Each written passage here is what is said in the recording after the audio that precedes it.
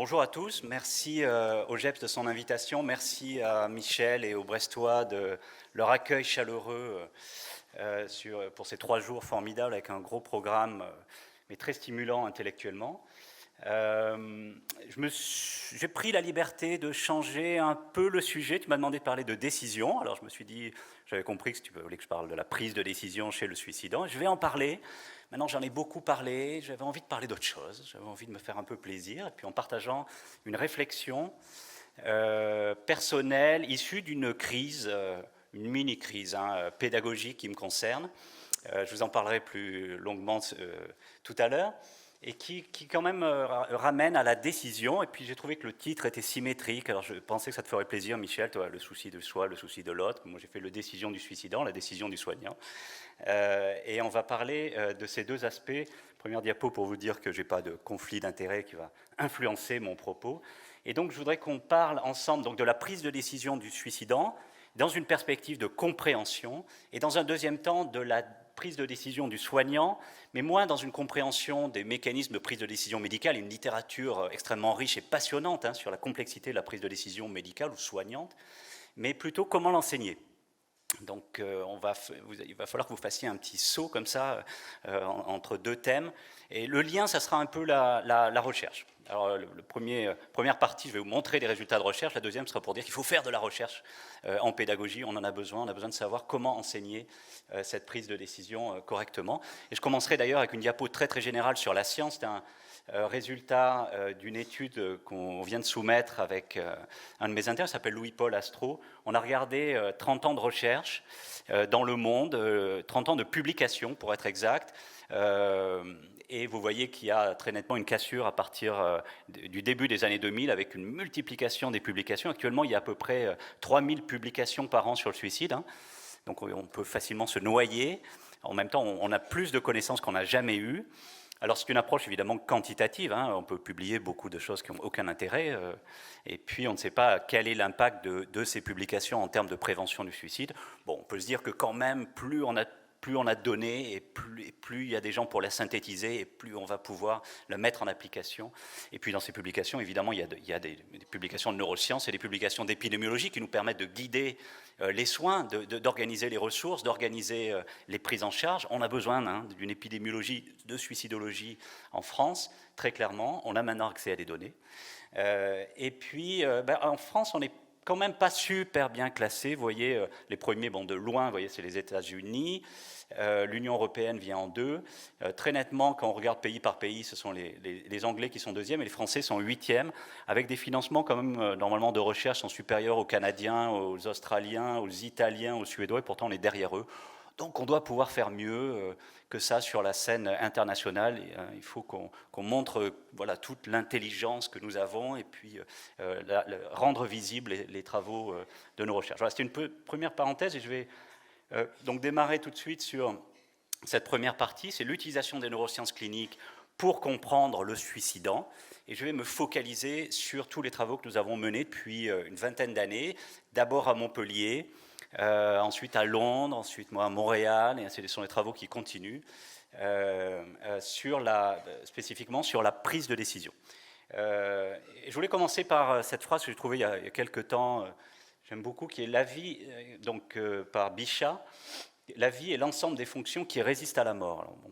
C'est une vision physiologique de la vie et de la mort, mais je pense qu'elle pourrait très bien s'appliquer à tous ces travaux sur les fonctions cognitives. Quelles sont toutes ces fonctions cognitives qui nous permettent d'être adaptés à la vie, de continuer à vivre, et donc finalement de ne pas mourir, ou le plus longtemps possible, de ne pas mourir, en tout cas de ne pas se donner la mort soi-même. Alors on va voir certaines de ces fonctions cognitives qui, quand elles fonctionnent bien, nous permettent d'être adaptés à notre monde, et quand elles ne marchent pas bien, pourraient faire le lit, sans être la cause, mais pourraient faire le lit de la vulnérabilité suicidaire et d'une plus grande probabilité et vers les conduites suicidaires. J'insiste beaucoup sur le terme de probabilité. Tout ce que je vais vous dire, ce sont des associations, ce sont des probabilités. On n'est jamais dans la cause, on n'est jamais dans le « ça va arriver », mais dans « ça augmente le risque de ». Et tout ça, vous êtes évidemment très familier, mais c'est tout à fait vrai pour tous ces travaux que je vais vous présenter maintenant. Donc on a étudié la prise de décision à l'aide d'une tâche qui s'appelle l'Iowa Gambling Task. Pour ceux qui ne la connaissent pas, elle est maintenant assez connue. Vous avez des choix à faire parmi 4 paquets de cartes. On vous dit qu'il va falloir que vous essayiez de gagner le plus d'argent possible. C'est ce qui arrive quand on clique sur certains papiers. Puis des fois, on perd. Est-ce que le sujet doit finir par comprendre par l'expérience, d'accord, il ne le sait pas au début, ce n'est pas dans les instructions, c'est durant le test, à comprendre qu'il y a des options qui sont très attractives, parce qu'on gagne beaucoup d'argent, mais qu'elles sont finalement très perdantes au long cours, elles sont très désavantageuses, sont très risquées, parce qu'on perd plus. Et puis il y a des options, c'est comme dans la vie, qui sont un peu plus moins attirantes, on gagne moins, mais quand on perd moins encore, donc elles sont avantageuses au long cours. Donc on en a parlé hier, M. Berthoz en a parlé, cette question des tests qu'on doit créer pour tester, qui ne testent jamais tout, évidemment, mais vous voyez qu'il y a un test très très intelligent pour aller essayer de comprendre cette prise de décision, ou certains aspects de la prise de décision. On l'a appliqué à des patients, c'était le premier papier dans l'American Journal en 2005, basé sur les travaux qui ont commencé en 2001 à Montpellier, donc avec Philippe Courtet. On avait testé des sujets 5, vous voyez en bleu, des patients qui n'avaient pas d'histoire de conduite suicidaire qui sont en vert, et 2 groupes de suicidants, ceux qui avaient fait un geste non violent, donc essentiellement une prise de médicaments, et ceux qui avaient fait un geste violent, donc tentative de pendaison. Il n'y avait pas eu de tentative de pendaison, parce qu'il y a un risque évidemment que ça ait des conséquences, mais arme à feu, arme blanche, etc. Et ce qu'on voit en fait, c'est que les sujets sains, au bout d'un certain temps, finissent par comprendre qu'il y a des paquets trop risqués, il faut s'en éloigner. D'accord, donc ils vont plus vous allez vers le haut, plus vous allez vers les paquets avantageux. C'est vrai aussi des patients qui n'ont pas d'histoire de conduite suicidaire. Et puis les sujets avec une histoire de conduite suicidaire personnelle performent très très différemment à ce test. Et les 2 groupes d'ailleurs sont différents entre eux. Les suicidants non violents ont tendance à ne pas faire de choix avantageux, mais pas de choix désavantageux non plus. Donc ils ont tendance à aller à droite, à gauche. Ils ne prennent pas de décision. Alors ils ne prennent pas la mauvaise, mais ils ne prennent pas la bonne non plus, vous voyez. Et les suicidants violents, et je reviendrai vraiment sur cette idée qu'il s'agit d'un groupe différent, on le sait déjà cliniquement, mais on le montre aussi sur le plan neuropsychologique et même neuroanatomique, j'y reviens dans un instant. Les suicidants violents, au bout d'un certain temps, se disent « ça y est, j'ai compris. J'ai compris ce qu'il faut faire. Il faut aller vers ces paquets, c'est là, je vais me refaire, il n'y a pas de problème. » Évidemment, ils font les mauvais choix et ils s'enfoncent de plus en plus et ils en sont convaincus. Ça, ce profil de choix, c'est ce qu'on voit avec des patients qui ont des lésions du cortex orbitofrontal. On en a parlé tout à l'heure, on va revenir sur cette région, et ça fait le lien avec d'autres choses. Alors il y a quelques temps, on a fait une méta-analyse, ça c'était la première étude, mais il y a eu d'autres études ensuite, dans d'autres groupes dans le monde. On a fait une méta-analyse, on a compilé les données, et ce qu'on a montré, c'est que, alors vous ne voyez pas bien ici, c'est que la prise de décision distingue les patients avec ou sans tentative de suicide, avec une taille d'effet qui est quand même significative et modérée. Il faut réaliser ici qu'on compare 2 groupes de patients. On ne compare pas des patients avec des sujets sains, on compare 2 groupes de patients. La seule différence, c'est ceux qui sont passés à l'acte et ceux qui ne sont pas passés à l'acte. Donc le passage à l'acte est associé très clairement à une prise de décision plus risquée. Et il y a une deuxième méta-analyse plus récente par un groupe canadien qui dit, alors attention, la prise de décision, c'est retrouvé chez les suicidants, mais ce n'est pas retrouvé chez les suicidaires.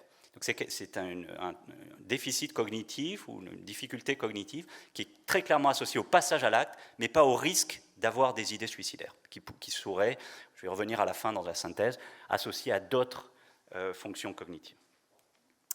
Alors, très brièvement, quelques mécanismes qu'on a étudiés. Première chose, c'est qu'on a montré qu'avoir une prise de décision risquée était corrélé à avoir plus de problèmes dans les relations interpersonnelles. Donc si on considère... je reviens un petit peu en arrière. Tous nos patients étaient non déprimés quand on les a testés. Ils étaient non déprimés. Donc l'idée, c'est que la prise de décision risquée, c'est un trait. C'est quelque chose qui se balade. Et je vais vous montrer aussi dans un instant un autre argument pour cette idée d'un trait, plutôt que quelque chose qui n'apparaîtrait que pendant la crise suicidaire. Donc je reviens là. On a quelque chose de l'ordre de la vulnérabilité, mais on a quelque chose qui est aussi associé au risque, à un risque augmenté d'événements psychosociaux, qui sont des facteurs déclencheurs de la crise suicidaire. D'accord ? Donc si vous êtes dans le modèle vulnérabilité-crise, vous avez des facteurs de vulnérabilité qui augmentent le risque de déclencher une crise suicidaire. Donc ce n'est pas juste, je suis vulnérable et il m'arrive des trucs et donc je suis à risque de passer à l'acte, mais si je suis vulnérable, je suis plus au risque de me retrouver dans des situations qui vont déclencher une crise suicidaire. Vous voyez, on a quelque chose qui est très interactif. Quand on est clinicien, c'est tout à fait parlant, on a des patients qui sont caricaturaux là-dedans, dans la capacité à se mettre dans des situations qui leur causent des soucis. D'accord ? Le deuxième aspect de cette diapositive, c'est que cette prise de décision risquée est associée à des facteurs génétiques qui avaient précédemment été associés au risque suicidaire et aussi aux maltraitances dans l'enfance, avec une interaction entre maltraitance et gènes sur le risque de prise de décision. Donc vous voyez, on a quelque chose qui est finalement à l'interface, comme ça, entre l'environnement, les gènes, donc qui fait encore une fois le lit cognitif, neurocognitif de la vulnérabilité suicidaire.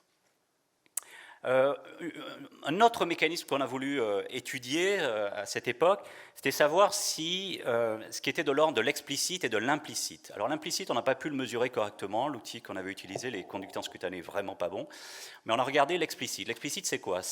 On leur demande à la fin de la tâche, qu'est-ce que vous avez compris de la tâche? Et puis on dit, il y a ceux qui ont compris, et ceux qui ont presque compris ou totalement compris. On les classe en deux. Et ce qui est intéressant, c'est que quand vous êtes un sujet 5, vous avez compris, vous avez de meilleures performances que quand vous êtes un sujet 5 qui n'avait pas compris. Super. Quand vous êtes un patient et que vous n'avez jamais fait de tentative de suicide, c'est vrai aussi. C'est significatif. Ceux qui ont compris ont des meilleures performances que ceux qui n'ont pas compris. Et là, c'est intéressant. Nos suicidants, vous voyez, ils ne diffèrent pas. Les suicidants qui ont compris n'ont pas de meilleures performances que les suicidants qui n'ont pas compris. Parce qu'ils étaient incapables d'utiliser la connaissance qu'ils avaient acquise eux-mêmes. Ce n'est pas nous qui leur avons dit ce qu'il fallait faire. Ils ont compris à la fin de la tâche explicitement ce qu'il fallait faire et ne l'ont pas fait. Donc il y a quelque chose dans l'utilisation de la connaissance qu'on utilise, probablement, et c'était l'hypothèse, il y a des mécanismes implicites, on va revenir indirectement là-dessus, qui finalement sont nécessaires à ce qu'on utilise, à ce que la connaissance explicite soit utilisée. Vous pouvez avoir compréhension de quelque chose et ne pas le faire s'il n'y a pas quelque chose dans votre corps qui vous dit « mais oui, c'est vrai, c'est ça qu'il faut faire », qui tague. Ça renvoie à toutes les explications de Béchara et Damasio autour des marqueurs somatiques, par exemple, et d'autres. Encore une fois, je passe très très vite, mais évidemment, on a voulu, on s'est demandé, vous connaissez cette littérature, il y a la transmission dans les familles de beaucoup de choses, mais notamment de traits de personnalité, de facteurs génétiques, et puis de traits de personnalité comme l'impulsivité, l'agressivité, c'est des choses qui ont été répliquées et re-répliquées. Alors on s'est demandé, est-ce que cette prise de décision risquée, qui semble être un trait chez nos suicidants, est-ce qu'elle ne pourrait pas avoir été un peu transmise dans les familles? Alors pour cela, et c'est une étude qu'on a menée à Montréal avec Gustavo Turecki, on a étudié des sujets sains qui n'avaient aucune histoire familiale de suicide, des sujets qui n'étaient pas déprimés, qui allaient tout à fait bien, mais qui avaient une histoire familiale de dépression, et des sujets qui aussi allaient très bien, ne prenaient pas de médicaments, n'étaient pas déprimés, mais étaient un proche biologique de suicidé, un proche au premier degré. Donc un fils, une fille, un parent, etc. Donc ils avaient un proche qui s'était suicidé.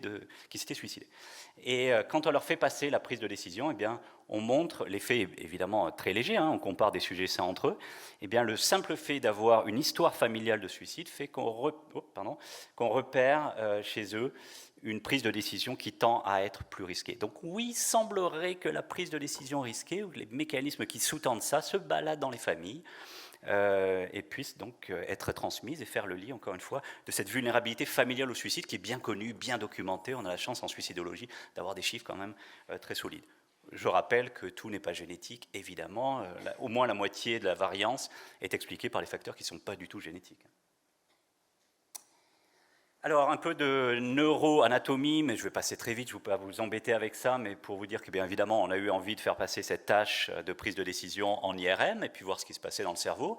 Et c'est intéressant parce que ce qui sort, c'est que la différence entre les suicidants et les patients non suicidants se situe au niveau du cortex orbitofrontal, dont je vous ai parlé tout à l'heure, cette région, cortex orbitofrontal, orbitaux, parce que c'est juste au-dessus des orbites, donc c'est toute cette région, une partie latérale et médiane, des fonctions un peu différentes. Passons.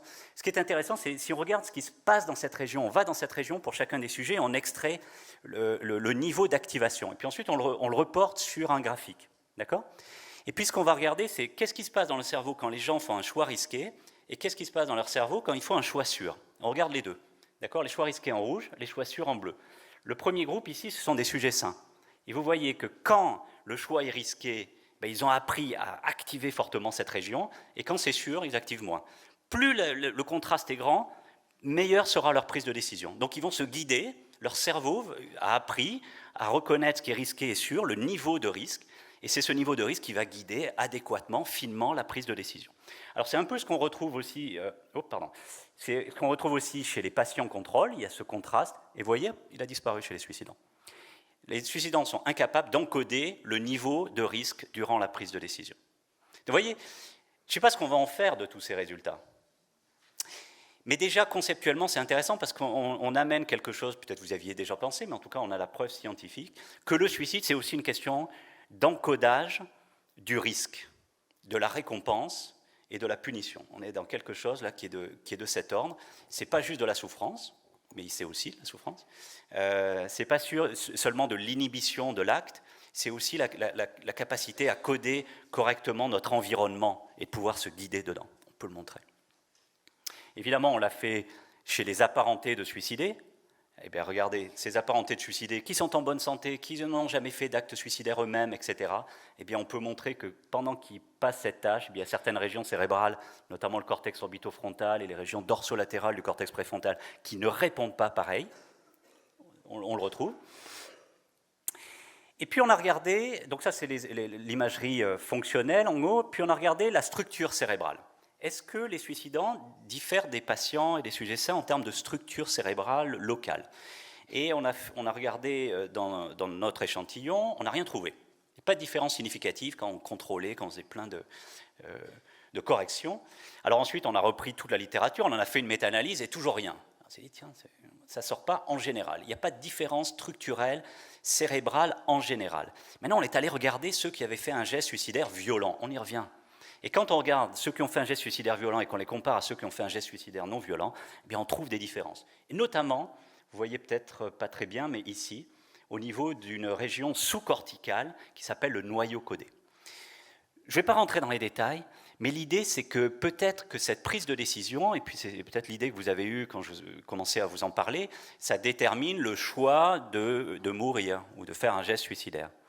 Peut-être que c'est ça, et peut-être que c'est aussi le fait de choisir le moyen de mourir. Et on sait très bien que le moyen de mourir est essentiel dans le suicide. Il y a moins de 10% des tentatives de suicide qui se font avec un geste violent, mais il y a plus de 80% des décès par suicide qui sont faits avec un geste violent. D'accord ? Donc peut-être que le choix du passage à l'acte, c'est quelque chose de très cortical, qui rejoint aussi la prise de décision qu'on retrouve chez beaucoup de suicidants, mais il y a une grande variabilité. Peut-être quand même que le choix du moyen violent, celui qui est la voie directe vers la mort, ou qui augmente en tout cas la probabilité de manière majeure de mourir, eh bien c'est aussi quelque chose qui est encodé et qui dépend d'une certaine variabilité entre les individus, et notamment de variabilité neurocognitive. Alors, il y a une littérature de plus en plus grande sur... alors, il y a déjà une littérature extrêmement grande sur les neurosciences cognitives de la décision. Hein, c'est un champ passionnant, mais extrêmement difficile à suivre. Et maintenant, il y a de plus en plus d'équipes qui travaillent à comprendre ces mécanismes de prise de décision appliqués au suicide. D'accord ? Alors la prise de décision, ce n'est pas juste la prise de décision abstraite devant des paquets de cartes, c'est aussi une prise de décision en conditions sociales. Je vous montre un exemple de ça. On utilise un test très classique, enfin c'est l'étude de Xanto, hein, même groupe qu'on a cité 2 fois déjà, utilisant l'ultimatum game. C'est un test où il y en a un qui fait une proposition à l'autre, et l'autre peut l'accepter ou la refuser. S'il accepte, on partage comme ça a été proposé, et s'il refuse, personne n'a rien. Alors évidemment, comme toujours dans ces tests, c'est truqué, hein, on s'entend bien. Donc celui qui propose ou une offre de partager 50-50. En général, quand on partage 50-50, l'autre est d'accord. Mais des fois, il dit, bon, bah, écoute, moi je te donne 40 et moi j'en garde 60. Alors là, déjà, il y a des gens qui disent, non, c'est pas très juste, quoi. Mais beaucoup de gens se disent, bon, vaut mieux accepter 40 que rien avoir. Et puis après, l'offre suivante, c'est, bon, ben, moi je prends 70 et toi je prends 30, d'accord ? Et puis évidemment, plus on accentue le contraste et plus il y a de gens qui refusent. À 90-10, il y a très peu de gens qui acceptent. La plupart des gens préfèrent ne rien avoir, parce que c'est un moyen de punir. Ah, tu m'offres quelque chose de très injuste, eh ben, tu n'auras rien. Moi j'aurai rien, mais toi non plus, tu n'auras rien. D'accord ? Donc on mesure la prise de décision dans une situation d'injustice et la capacité à refuser. Et ce que ce groupe a montré chez les sujets âgés, c'est que les sujets qui avaient fait des gestes suicidaires à haute létalité, qui avaient passé en réanimation notamment, tendaient à rejeter toutes les offres injustes. Donc eux, ils n'ont pas du tout de modulation en fonction de l'offre. Déjà à 60-40, ils ne sont pas d'accord. D'accord ? Et les suicidants à moins haute létalité sont prêts à accepter quand même, les sujets sains aussi. Il y a un certain niveau d'injustice qu'on est prêt à tolérer. Vous voyez ? Donc vous voyez le caractère rigide qu'on connaît, qu'on a déjà décrit. qu'on peut remesurer et qui a une influence sur notre capacité sur notre prise de décision en conditions sociales. Alors il n'y a pas que la prise de décision risquée. Il y a beaucoup d'autres choses, évidemment, associées aux conduites suicidaires sur le plan neurocognitif. Je vous en ai cité certains ici qu'on a étudiés. La sensibilité à la menace, Émilie en a parlé tout à l'heure, et à l'exclusion sociale. Il y a le traitement cérébral, traitement dans le sens de process cérébral de la douleur mentale. La résolution de problèmes, qui est en lien avec la mémoire autobiographique. On résout les problèmes en utilisant la mémoire de nos événements passés. Si on n'a pas une très bonne mémoire, par exemple une mémoire très générale, parce qu'on veut se protéger de nos événements passés, c'est trop douloureux, on fait encore le lien avec la douleur, bien évidemment, on n'a pas les outils pour résoudre nos problèmes actuels de manière adéquate. Il y a un champ tout à fait intéressant ici. D'autres domaines mnésiques sont atteints. La mémoire de travail et l'attention, donc la capacité à mener un travail actuellement, ça ne marche pas très bien chez les suicidants. Le contrôle cognitif, la référence à soi, les biais attentionnels, l'affluence verbale, et même le cerveau au repos ne fonctionne pas de la même manière chez les suicidants et chez les autres. Je n'ai pas le temps d'en parler, mais vous voyez, il y a un champ majeur, on n'a pas le temps, on pourrait faire 3 jours de congrès juste là-dessus. Alors, évidemment, quand on veut, à la fin, on veut toujours, comme tout le monde, modéliser tout ça. Alors, les modèles, c'est forcément faux, mais ça permet normalement d'avoir les idées plus claires. Le problème, c'est que ce n'est pas simple à faire, un modèle. Vous voyez, celui-là est déjà très complexe. On aurait aimé, il y a quelques années, que chacun des niveaux de compréhension, sociologique, clinique, neurocognitif, cellulaire, génétique, comme ça, que plus on irait vers il y avait une espèce d'idée que plus on irait profond dans la compréhension, plus ça serait simple. En fait, chaque niveau de compréhension est d'une complexité majeure. D'accord ? Donc maintenant, il y a l'épigénétique qui se rajoute. Donc on a très peu de gènes, on a 22 000 gènes, mais on a une mécanique épigénétique qui rend les choses extrêmement complexes, fascinantes, mais extrêmement complexes. C'est un peu comme une fractale, c'est-à-dire que plus vous allez profond, plus c'est toujours aussi compliqué. C'est comme ça que ça marche. Ça ne doit pas nous empêcher de continuer cette recherche, et du coup, je pense quand même que cette recherche éclaire aussi notre clinique et nos pratiques quelque part. Alors je vais passer sur ce modèle, juste pour aller directement à est-ce qu'on pourrait améliorer la prise de décision ? Finalement, je vous ai montré la prise de décision risquée et d'autres. Est-ce que si on améliore ça, est-ce qu'on va prévenir le suicide ? On est loin d'avoir la réponse à cette question, mais il y a quand même quelques pistes. Peut-être que la stimulation cérébrale, comme on a fait à Montréal chez les sujets sains en utilisant la TDCS du cortex orbitofrontal, eh bien on peut améliorer la prise de décision. Il y a peut-être des arguments pour le lithium. Ah, c'est intéressant, le lithium, c'est anti-suicide. Eh bien, peut-être que l'effet anti-suicide pourrait passer par une amélioration des processus de traitement de la récompense, des punitions et du risque. Il nous faut une étude contrôlée, randomisée, ce qu'on n'a pas, mais il y a quelques arguments dans la littérature pour cela. Et même la thérapie cognitive, c'est une étude qu'on avait menée à Londres avec Anna Oldershaw chez les adolescents.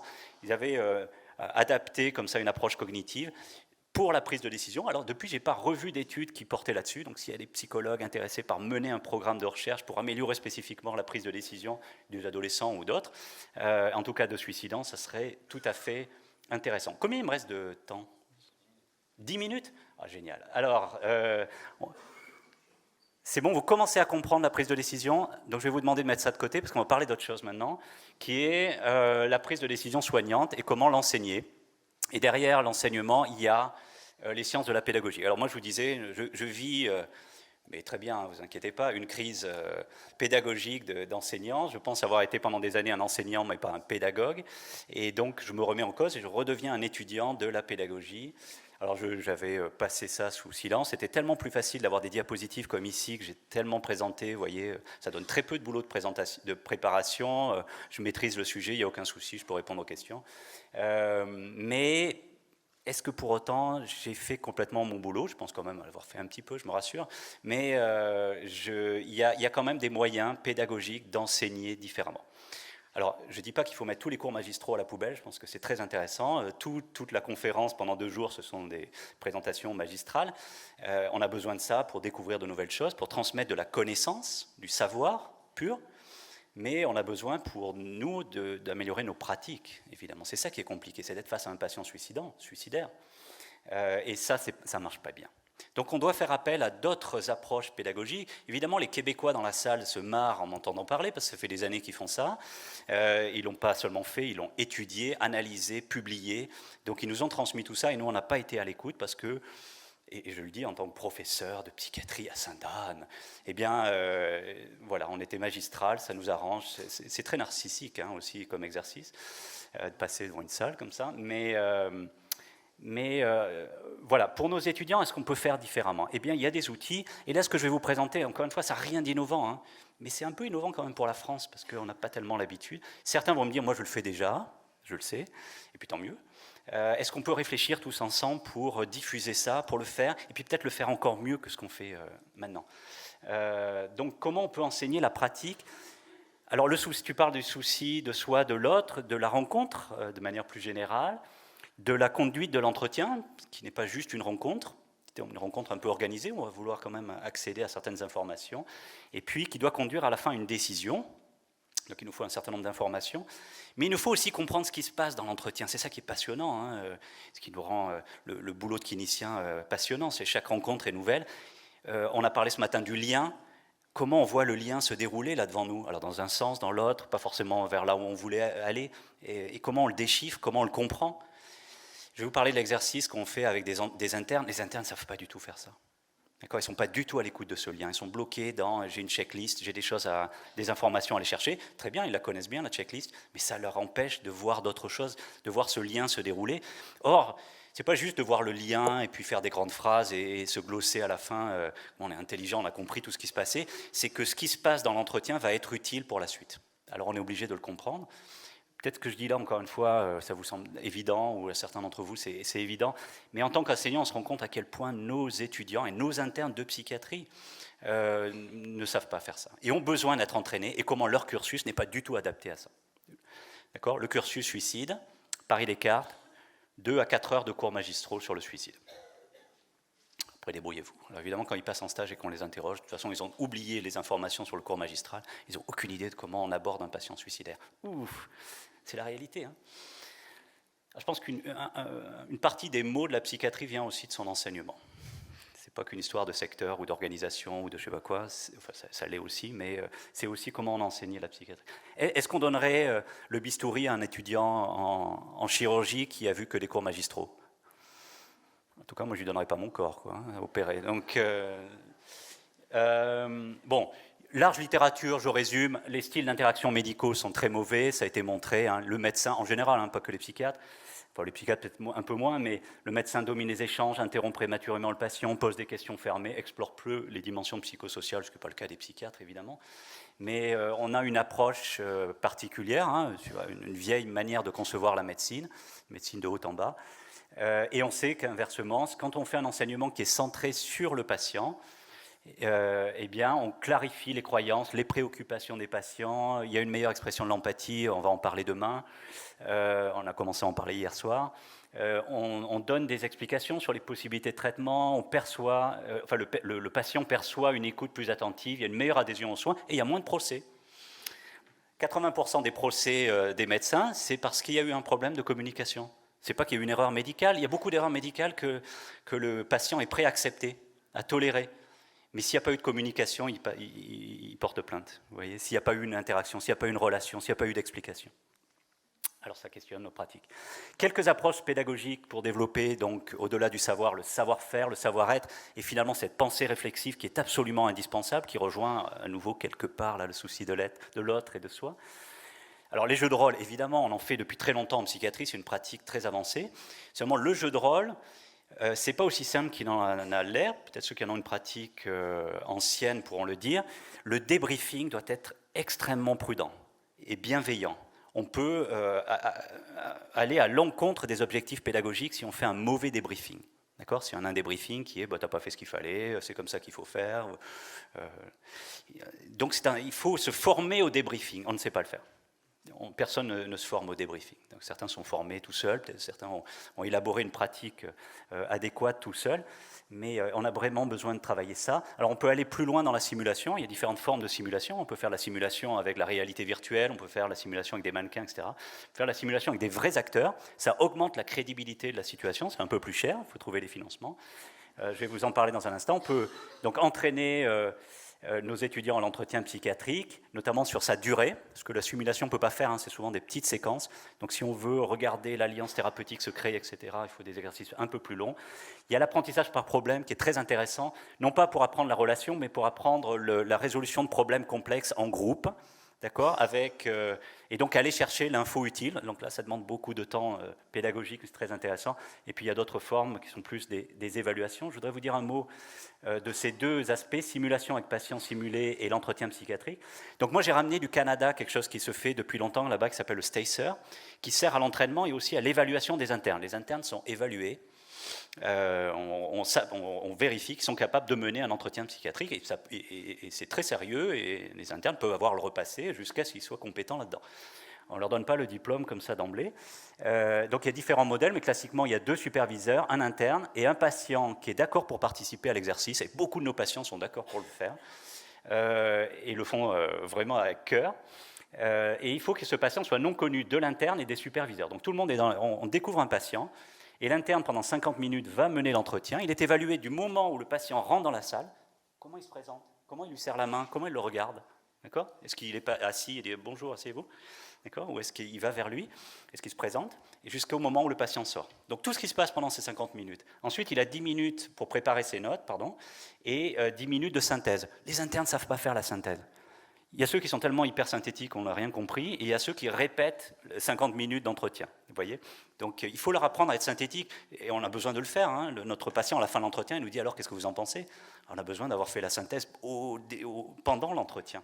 Et bien, ça s'apprend, ça se travaille, hein, il n'y a pas de problème. Ensuite, on parle du cas pendant 15-20 minutes, et ensuite on parle. Les pairs font un feedback, là aussi, bienveillant, sur ce qui s'est passé, en donnant des exemples, en donnant des conseils, etc., et en faisant réfléchir sur la pratique. Et ensuite, on remet une fiche de synthèse. On essaye de le faire actuellement 2 fois par semestre chez nous. On pourrait le faire plus, ça serait bien si on pouvait le faire plus. Évidemment, vous allez dire, mais moi, dans mon service, on n'a pas assez de médecins. Ben oui, mais dans votre hôpital, il y a plusieurs médecins qui pourraient s'associer, on pourrait s'échanger les internes, les patients, etc. Ça peut s'organiser au niveau de l'hôpital. Il y a plein d'adaptations possibles. Je vais vous montrer un schéma très classique. Voilà ce qui se passe chez nous, une interne avec un patient, les superviseurs qui regardent. Très rapidement, les deux ont oublié que ces deux-là sont là. Et à la fin, on débriefe de manière très sympa. Ça dure 2 heures, ça prend du temps. Les méthodes pédagogiques innovantes prennent du temps. Mais c'est un moment d'échange formidable avec les internes. On les voit autrement. Ils ne sont pas juste des apprenants. Ils sont là aussi pour réfléchir, discuter. Et ils sortent. Ils sont très stressés quand ils rentrent. Surtout quand ils viennent avec moi, c'est professeur. Vous voyez, on est tellement bloqués avec ça quand ils ressortent. Ils sont très contents d'être passés là. Très rapidement, la simulation par pédagogie, ce n'est pas quelque chose de nouveau. Hein. Dans les années 60, on faisait ça dans le domaine de l'aviation. D'ailleurs, ça nous questionne. Hein. Les pilotes de l'air, plusieurs milliers d'heures de vol, ils passent toujours en simulation. Nous, on a le diplôme, c'est bon. D'accord, on sait tout et on se remet. Pourquoi on ne revient pas là en simulation? Pourquoi on ne se met pas un petit peu en danger? Alors, la HAS a un guide sur la simulation, donc il y a vraiment une incitation à faire ça. Ça développe une réflexion sur ses pensées, une pensée réflexive. On peut cibler différents registres de compétences. On peut être super créatif dans ce qu'on fait dans la simulation. C'est vraiment génial de préparer ça. C'est un travail formidable. Donc ça, c'est le guide de l'HAS que vous pouvez trouver. Ça, c'est un type de débriefing qui a lieu. Allez, assieds-toi, souffle un peu. Alors, comment tu t'es senti? Comment ça s'est passé? Voilà. On aborde. Regardez cette vidéo de Maudsley Simulation qui est sur YouTube, ça dure 3 minutes, ça vous explique en gros ce que c'est. Il y a très peu d'études qui ont été publiées sur l'utilisation de la simulation dans le risque suicidaire. On a très clairement besoin de plus de recherche. Et on a monté, donc pour votre information, un groupe de travail multidisciplinaire en 2019 à la CMME. On a créé 6 scénarios. Il y a Jean-Jacques Chavagna qui en fait partie, il y a Cécile Omnes qui en fait partie, Jean-Louis Terra. 6 scénarios qui ont été élaborés, de base, très très basiques, en cours de test. On a formé des acteurs, on a formé des débriefeurs, on a une salle de simulation. Si vous êtes intéressé de développer ça dans votre région, contactez-moi, on vous donnera un certain nombre de conseils sur pratique. Et on va essayer de l'appliquer cette année à notre DU de suicidologie, à notre DU, et à l'ensemble des internes de psychiatrie d'Île-de-France. Ils sont 95 par promotion. C'est un gros boulot, c'est plus de 15 groupes, mais je pense que ça vaut le coup. Et ensuite, on créera d'autres modules. Je finirai là-dessus. On a besoin d'une offre de formation complémentaire et variée. Il n'y a aucune formation qui répond à tous les besoins et à toutes les attentes, c'est clair. Vous connaissez le programme formidable en cours sur la formation nationale. Ça s'applique à beaucoup de gens, beaucoup d'intervenants. Si vous êtes intéressé par l'entretien psychiatrique, vous avez la vidéo de présentation qui se trouve sur le site Vimeo du GHU. Vous pouvez aussi m'écrire. L'an prochain, on fera une conférence sur la simulation en santé mentale. Vous pouvez bloquer la date d'ores et déjà, le 15 mai 2020. Je n'ai pas encore le programme, mais si vous voulez développer ça dans le suicide ou dans autre chose en santé mentale, il y aura les basiques. Et à la rentrée, il y aura un programme de formation pour les débriefeurs. On a besoin d'avoir de plus en plus de débriefeurs. Il faut que la psychiatrie, la psychologie, tous nos domaines, les infirmiers, voilà, prennent ça en main autour du suicide. Pour vous rappeler qu'il y a le DU de suicidologie, les inscriptions sont ouvertes mais seront limitées à 20 places. Là, c'est beaucoup de savoir, de connaissances. Donc c'est limité à un tout petit nombre qui veut devenir très expert sur le suicide. Vous voyez, ce n'est pas du tout les mêmes objectifs pédagogiques que là. Et puis, si vous voulez avoir un savoir de base, il y a le MOOC de l'Université de Montpellier, je ne sais plus combien, tu m'as dit, 10 000 inscrits, enfin un gros succès, c'est formidable. Donc après, à chacun de choisir et de faire son curriculum de formation. Voilà, j'ai terminé, je vous remercie.